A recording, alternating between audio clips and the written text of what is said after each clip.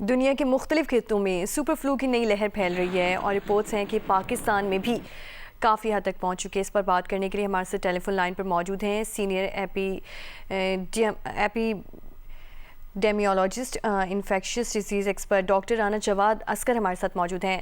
Doctor صاحب بہت شکریہ آپ کے وقت کا. سب سے پہلے تو یہ بتائیے گا کہ سپر فلو کی علامت ہیں کیا اور یہ کس طرح شہریوں کو متاثر کر رہے ہیں، اور جیسے کہ دنیا کے مختلف خطوں میں سپر فلو کی نئی لہر پھیل رہی ہے تو پاکستان میں اس کے کتنے کیسز اب تک رپورٹ ہو چکے ہیں؟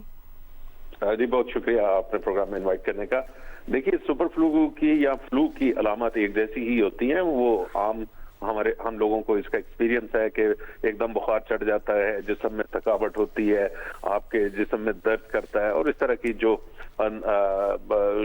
یوزول کمپلینٹ ہے، سر میں درد ہو گیا، تو وہ علامات میں کوئی فرق نہیں ہے اس کا اور جو باقی فلو ہم ایئرلی ایکسپیرینس کرتے ہیں.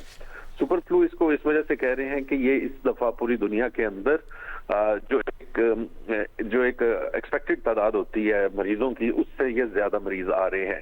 تو اور دوسری وجہ یہ ہے کہ جو وائرس ہے جو پریڈومیننٹ ہے اس دفعہ وائرس اس فلو کے لیے، اس کے اندر چینجز آئی ہیں یا میوٹیشنز آئی ہیں. تو اس وجہ سے مور دین ایکسپیکٹڈ یا جو ہم ایکسپیکٹ کر رہے ہیں ان سے زیادہ کیسز دنیا میں آ رہے ہیں. تو اس وجہ سے کو سپر فلو کا نام دیا گیا ہے.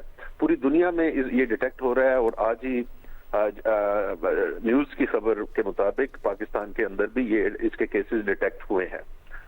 باقی اس سے بچاؤ کے طریقے بھی وہی ہیں جو باقی فلو کے ہوتے ہیں. ٹھیک ہے. یہ بھی بتائیے کہ ڈاکٹر صاحب شہری کس طرح خود کو اس سے محفوظ رکھ سکتے ہیں، بیمار ہونے کی صورت میں کیا کر سکتے ہیں؟ ڈیٹیل میں ذرا بتا دیں ہمارے ناظرین کو، اس سے بچاؤ کو کس طرح سے کیا جا سکتا ہے؟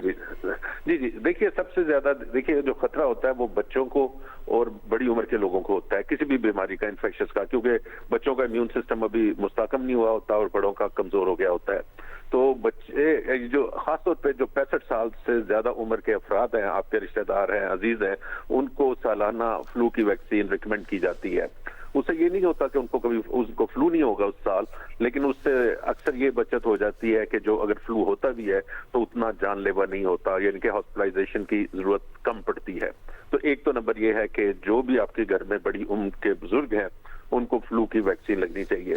کئی مغربی ممالک میں تمام یہ ایڈلٹس کو بھی ریکمینڈ کرتے ہیں اور بچوں کو بھی ریکمینڈ کرتے ہیں، لیکن کم از کم آپ اپنے جو بزرگ ہیں ان کو یہ ویکسین ضرور لگوائیں.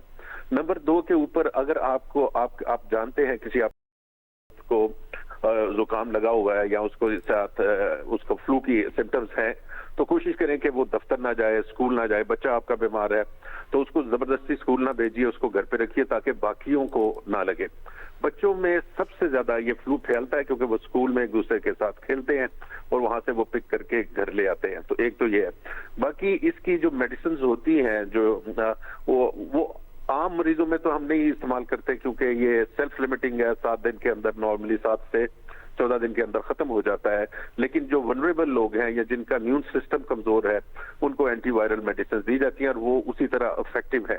تو اس کی یہ نہیں ہوا کہ خدا نخواستہ اس سے شرح موت میں اضافہ کوئی اس طرح ہو رہا ہو، لیکن یہ ہے کہ لوگ بیمار زیادہ ہو رہے ہیں. تو بس وہی آپ نے احتیاط کرنی ہے کہ اگر کسی کو فلو ہوا ہے تو اس کے ساتھ ہاتھ نہ ملائیں اور ان سے ملاقات ذرا کم کر دیں. بچوں میں سب سے زیادہ یہ فلو پھیل رہا ہے، احتیاط کرنے کی ضرورت ہے. ہمارے senior epidemiologist and healthy security expert doctor Rana Jawad Asghar ہمارے ساتھ موجود تھے. ہمیں تمام ترین سوال اس سے بچاؤ کے حوالے سے ڈیٹیلز بتا رہے تھے. بہت شکریہ آپ کے وقت کا.